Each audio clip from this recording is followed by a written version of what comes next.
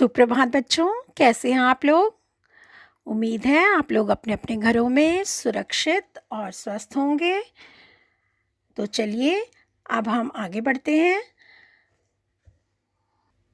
बच्चों, हम आपकी पाठ्य पुस्तक क्षितिज भाग 1 के काव्य खंड के पहले पाठ कबीर की साखियाँ और सबद पढ़ रहे थे और हम लोगों ने कबीर की साखियों की चर्चा अपने वीडियो पार्ट 1 और पार्ट 2 में की है और आज हम लोग कबीर के सबद पढ़ेंगे।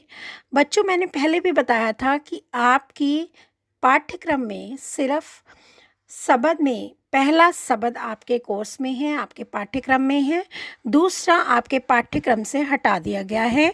तो आज हम कबीर के साखियाँ एवं सबद का पहला सबद इस वीडियो में पढ़ेंगे। तो बच्चों, शुरू करते हैं पहला सबद।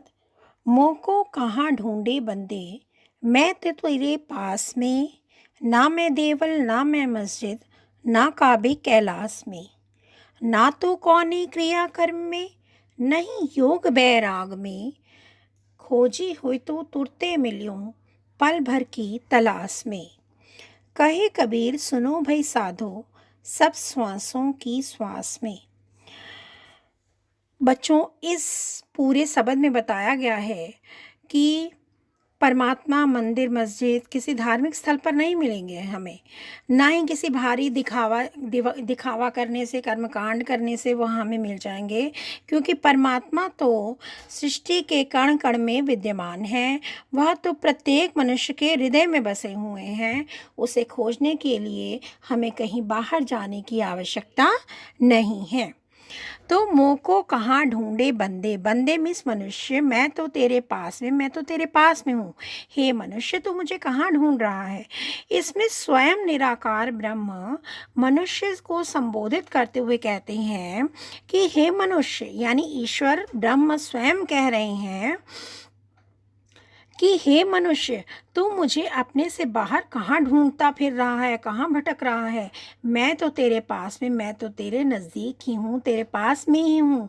ना मैं देवल ना मैं मस्जिद, ना तो मैं किसी देवल में इस मंदिर में रहता हूँ, ना मैं मस्जिद, ना मैं किसी मस्जिद में रहता हूँ, ना काबे कैलाश में, और ना ही मैं काबे, मैंने आपको पहले भी बताया था, काबा मुसलमानों का पवित्र तीर्थ स्थान और कैलाश हिंदुओं का पवित्र तीर्थ स्थान, जहाँ पर्वत है, कैलाश पर्वत, मानसरोवर है जहाँ पर।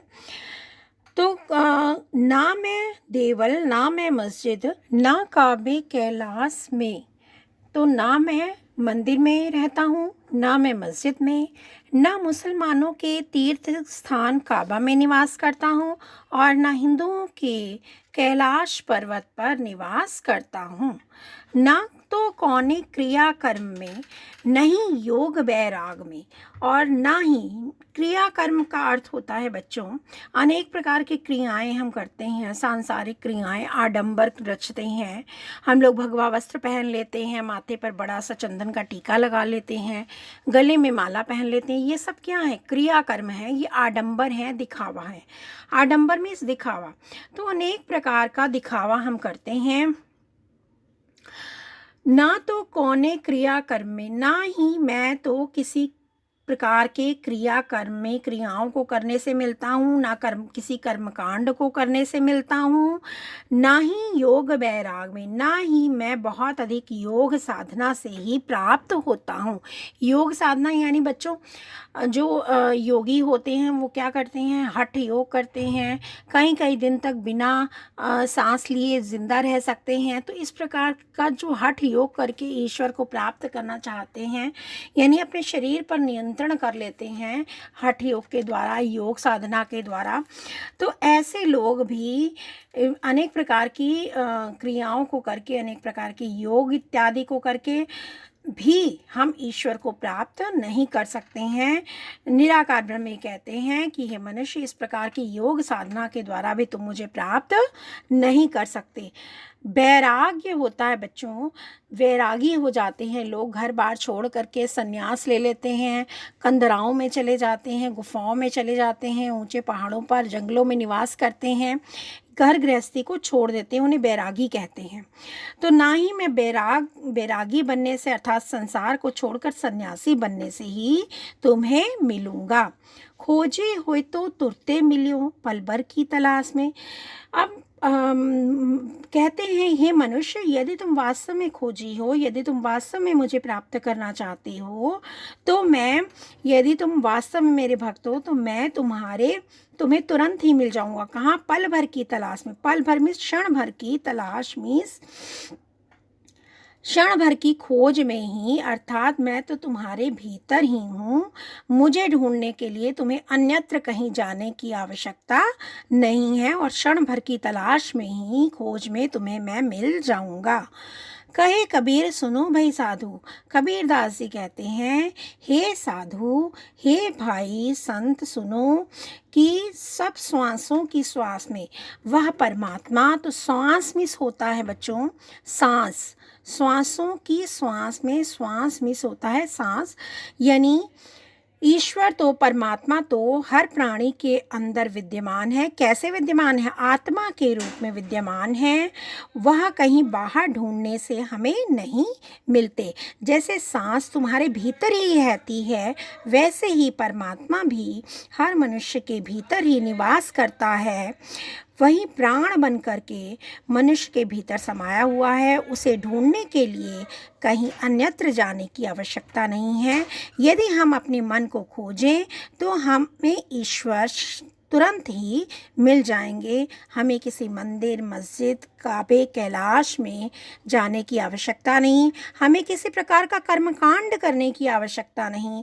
हमें किसी प्रकार की योग साधना इत्यादि बैरागी बनने की आवश्यकता नहीं, क्योंकि वह ईश्वर तो हमारे अंदर, हमारी आत्मा में निवास करता है, और यह हर मनुष्य की आत्मा में निवास करता है, क्योंकि हर मनुष्य के अंदर आत्मा होती है, और वही आत्मा परमात्मा का रूप है। इसे हमें अपने भीतर ही खोजना होगा। हमें अन्यत्र कहीं परमात्मा नहीं मिल सकते।